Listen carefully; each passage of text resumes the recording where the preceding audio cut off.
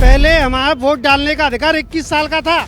ये कांग्रेस की गवर्नमेंट ने 18 साल का किया। 18 साल के युवा को वोट डालने का अधिकार दिया। जितने भी सब पार्टियों में भ्रष्ट थे, जिनको ये बेईमान कहते थे, उनको सबको इन्होंने बीजेपी में भर्ती करके और ऐसी इन पे वॉशिंग मशीन है उसमें बिल्कुल शुद्ध कर दिया है इन्होंने। जो उस बीजेपी में आ जाता है बेईमान, वही ईमानदार बन जाता है। ऐसी बेईमान सरकार है ये। 70 साल में कुछ नहीं हुआ तो आप यहाँ कैसे बैठे हो? भारतीय जनता पार्टी से अच्छी पार्टी संसार में कोई पार्टी अच्छी नहीं है। अमेरिका तक इसकी प्रशंसा करता है। भारत की पार्लियामेंट में 500 से ऊपर सांसद हैं, 543 समकुछ हैं, लेकिन मैं ये दावा करता हूं कि बीजेपी में 90% से ज़्यादा व्यक्ति ईमानदार हैं। और आदरणीय मोदी जी ने, योगी जी ने, राजनाथ सिंह जी ने, विदेश मंत्री एस जयशंकर साहब ने और अमित शाह जी ने इतना जो है घर बार को छोड़ करके इतनी मेहनत की है, देश को कहाँ से कहाँ पहुँचा दिया। इन लोगों को ये नहीं मालूम हमारी विदेश नीति कितनी स्ट्रॉन्ग है, हमारी सीमाएं कितनी स्ट्रॉन्ग है, हमारी जो है सेना के पास कितनी जो है एमुनिशन है, और जो है सभी क्षेत्रों में हमारी बीजेपी ने कार्य किया है। 70 साल में लुटेरे और ये भगोड़े जितने भी थे और जितने भी कांग्रेस के लोग थे, इन्होंने सिर्फ देश को लूटा। और देश की कमाई को कोई इटली भेज रहा है, तो कोई इंग्लैंड भेज रहा है, तो कोई कहीं भेज रहा है, कोई चाइना भेज रहा है, चाइना से सौदा कर रहे हैं। इन लोगों को स्वीकार करेगी भारत की जनता? कोई स्वीकार नहीं करेगा। वो तो यहाँ का फतेहपुर संसदीय सीट का ये नुमाइंदा है, ये गलत आदमी है, इसलिए हमको आपके सामने ये सब कहना पड़ रहा है। लेकिन भारतीय जनता पार्टी से अच्छी पार्टी संसार में कोई पार्टी अच्छी नहीं है। अमेरिका तक इसकी प्रशंसा करता है। देखिए, पार्टी के समर्थक है, उम्मीदवार का थोड़ा विरोध है। क्या कहेंगे इस चुनाव को लेकर? सर, जैसे आपने बताया था, अभी किसी ने बोला था कि मतलब डबल इंजन की सरकार है, वो सही है, डबल इंजन की सरकार है। मतलब केंद्र में हम बीजेपी चाहते हैं, बट जो यहाँ पे जो अपनी खीरागढ़ तहसील से जो फतेहपुर सीकरी से जो सांसद हैं, इनने भी और जो विधायक हैं उनने भी कोई ज़्यादा कुछ काम किया नहीं है। लोकल के जो हमारे जो उम्मीदवार हैं, जो नेता हैं, वो कुछ भी काम नहीं कर रहे हैं। जो जिसने अभी गिनाया भैया ने कि विकास हो, चाहे शिक्षा हो, चाहे कुछ भी हो, किसी को लेकर कोई काम नहीं कर रहे हैं। मतलब लोकल में काम नहीं कर रहे हैं, पर सेंटर में काम ठीक चल रहा है। ये कह रहे हैं कि राष्ट्र में काम हो रहा है, लेकिन जो रीजनल है, यानी जो स्थानीय मुद्दे हैं उस पर काम नहीं हो रहा। क्या कहेंगे यहाँ इस चुनाव को लेकर? हम चुनाव को इसके लिए हमारा गांव पीपल लिख रहा है, वहाँ पर खारा पानी है। खारा पानी 1 किलोमीटर से हमको पानी लेकर आना पड़ता है। इसी और समर वो खराब हो जाती है, इतनी परेशानी आती है। आज तक हमारी समस्या किसी ने नहीं सुनी। ठीक है, ये बहुत बड़ी समस्या है कि भाई पानी तो पिछली बार कोई आया था, नेता बोला था कि हम लाएंगे पानी। अरे कोई आएगा, शकल देख ही ना रहे अभी तक। शक्ल नहीं देखी, कोई शकल ही ना देखी। अपन तो वोट मांगे जाते हैं, फिर बाद कोई आता नहीं है। तो देखिए, ये जनता है और जनता सब जानती भी है, जनता सब बोलती भी है। जो अभी ये नालियाँ वगैरह पानी वगैरह के लिए जो डाली हैं, पाइपलाइन वगैरह, वो कुछ नहीं हो रहा। उससे हमारे जो गांव के जो रोड वगैरह थे पहले से जो बने थे, बहुत टाइम बाद बने थे, अब वो और ख़राब हो गए हैं। गांव में जो खरंजा वगैरह थे वो और ज़्यादा ख़राब हो गए। अब उनको सही कराने तक का पता नहीं जब कब होंगे, वो कुछ भी टाइम नहीं है उनका। जो अभी बात आई थी कि 70 साल में कुछ नहीं हुआ, मैं ये जानना चाहता हूँ इन लोगों से कि 70 साल में कुछ नहीं हुआ तो आप यहाँ कैसे बैठे हो? आप इतनी हायर एजुकेशन लेके यहाँ बैठे कैसे हो? आज मोदी जी को ये अधिकार मिल गया, वो प्रधानमंत्री बन गए। पहले हमारा वोट डालने का अधिकार 21 साल का था। ये कांग्रेस की गवर्नमेंट ने 18 साल का किया। 18 साल के युवा को वोट डालने का अधिकार दिया। बहुत सारे ऐसे काम है, एक सुई तक नहीं बनती थी हिंदुस्तान में, आज सारी चीजें बन रही है। चढ़े घोड़ा पे सवार होकर दुनिया सवारी कर सकती है, लेकिन उस घोड़े को तैयार करके उस पर बैठना बहुत बड़ी बात होती है। ठीक है, आप कुछ कहेंगे?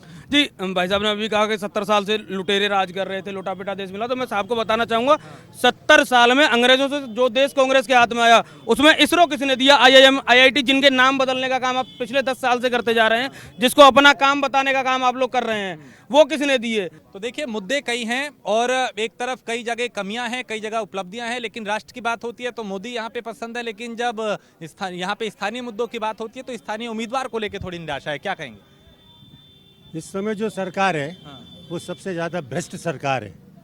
जितने भी सब पार्टियों में भ्रष्ट थे, जिनको ये बेईमान कहते थे, उनको सबको इन्होंने बीजेपी में भर्ती करके और ऐसी इन पे वॉशिंग मशीन है उसमें बिल्कुल शुद्ध कर दिया है इन्होंने। जो उस बीजेपी में आ जाता है बेईमान, वही ईमानदार बन जाता है। ऐसी बेईमान सरकार है ये, और इस बेईमान सरकार को हटाने के लिए ही हम रामनाथ को समर्थन कर रहे हैं। दूसरी बात, जो वर्तमान सांसद है उसने क्षेत्र में कोई विकास कार्य नहीं किया, और उसकी स्थिति पहले की और आज की देखो, उसका कितना विकास हुआ है।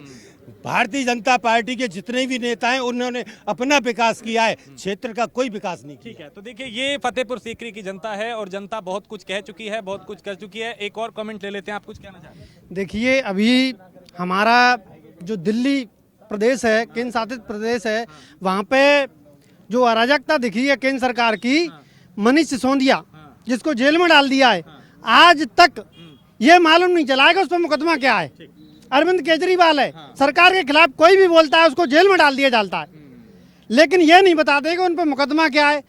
केवल जो लोग गवाह बने हैं उन पर खुद वो आरोपी हैं, उनकी गवाही से उन लोगों को जेल में डाल रखा है, लेकिन सबूत ये नहीं दे पा रहे हैं। तारीख ले लेते हैं हर बार कि भाई हमको डेट दे दो, हम आगे जवाब देंगे। ईडी कार्रवाई करती है, ईडी मतलब ऐसा बना दिया है। मानवर में एक प्रश्न ये पूछना चाहता हूँ कि जिस काम को ईडी भारत की कर रही है और मोदी जी को क्यों उसमें ये टारगेट किया जा रहा है? मोदी जी को, बीजेपी को या योगी जी को क्यों टारगेट किया जाता है? अरे अपने कर्मों से वो झूठा जल्दी है, वो क्या नाम है उसका, केजरीवाल, वो अपने कर्मों से अंदर जेल में है। सिसोदिया अपने कर्मों से अंदर जेल में है। एक कुकर्मी बाहर आ गया, वो सांसद है, वो बड़ी लंबी चौड़ी बात करता है, लेकिन है वो भी कुकर्मी। मुसलमानों को पकड़ रखा है, वो जिन्होंने दिल्ली में कितने बड़े दंगे करा रखे, ये सब कुकर्मी है। और ईडी अपना एम निश्चित कर रही है भ्रष्टाचार के ऊपर, तो ये मोदी जी, योगी जी या बीजेपी को क्यों उसको में शामिल किया जा रहा है? ईडी या उसकी कार्रवाई पे बीजेपी को क्यों टारगेट किया जा रहा है? इस केंद्र सरकार ने सारी संवैधानिक संस्थाओं को ध्वस्त किया है। जितनी भी संवैधानिक संस्थाओं का दुरुपयोग करते हुए, ईडी सीडी को का दुरुपयोग करते हुए विपक्ष को खत्म करने का कार्य इस सरकार के द्वारा किया जा रहा है, वो बड़े निंदनीय है और जनता इसी से दुखी है। जी, यही देखिए, वो कह रहे हैं कि सरकार ने किया, आप कह रहे नहीं सर। ऐसा बिल्कुल कुछ भी नहीं है। मोदी जी बिल्कुल निष्पक्ष रूप से, बिल्कुल ईमानदारी से काम कर रहे हैं। उन्होंने कभी किसी के लिए इंगित ये नहीं किया कि ईडी ये काम करे, सीबीआई ये काम करे, सीआईडी ये काम करे। सब बिल्कुल कतई ईमानदारी से काम हो रहा है। जो भ्रष्ट लोग हैं, जो 70 साल से भ्रष्टाचार में लिप्त थे, अब ये जो है केजरीवाल जो है वहाँ पे धरना प्रदर्शन करके और उसका वो बन करके क्या नाम है, अन्ना हजारे की पीठ में बैठ करके उसी के पेट में छुरी घोंप रहा है और भ्रष्टाचार को आलम दे रहा है। अब इतना ही ईमानदार वो होता तो यहाँ उत्तर प्रदेश में बहुत सारे लोगों ने छोटी छोटी बातों पर अपना मुख्यमंत्री पद से इस्तीफा दे दिया। वो भ्रष्ट महानिकम्मा और भ्रष्टाचार करने वाला हुआ जेल में से और वो दिल्ली प्रदेश को चला रहा है। मेन मुद्दा है यहाँ का, ना ईडी का मुद्दा है ना कुछ, मेन मुद्दा है यहाँ का प्रत्याशी का। और यहाँ के प्रत्याशी का मेन मुद्दा ये है कि यहाँ की जनता को चाहिए विकास। फतेहपुर सीकरी विधानसभा से जो प्रत्याशी उतारा है, पहले पंचवर्षीय योजना करके गया है सांसद राजकुमार चार, आज तक उसने कभी क्षेत्र में मुड़ के देखा नहीं है। मगर एक बार मोदी जी और योगी जी भी सुन लें, एक बार कभी आपने ये देखा है कि आपके सांसद जी की इकोनॉमी मतलब 2-2.5 लाख रुपए है और आज वो कम से कम 2-3 हज़ार करोड़ों में खेल रहे हैं? कभी जनता को कुछ दिया है इन्होंने कि कोई विकास किया है? केवल अपना पेट भरते हैं, जनता की तरफ ना किसी का ध्यान है। जनता जो चाहेगी, जनता में वो ताकत है, जिस प्रत्याशी को जनता पसंद करेगी वो ही तय करेगी। तो ये फतेहपुर सीकरी की जनता है। आपने जनता की राय को सुना। कुछ स्थानीय उम्मीदवार को लेकर गुस्सा जाहिर करते हुए नजर आए, कुछ ने उपलब्धियां बताई, कुछ ने कमियां बताई और नाराजगी लोगों की यहाँ पे ज्यादातर दिखाई दी। वो नाखुश हैं, लेकिन अब क्या वो नाखुशी यानी वो नाराजगी क्या वोट में तब्दील होगी, ये आने वाला वक्त बताएगा। 4 जून को नतीजे आएंगे और 4 जून को तस्वीर साफ हो जाएगी कि फतेहपुर सीकरी की जनता किसके साथ गई और किसके खिलाफ गई। वीडियो जर्नलिस्ट राज चौहान के साथ मैं राजेश कुमार, फतेहपुर सीकरी, न्यूज़ 1 इंडिया।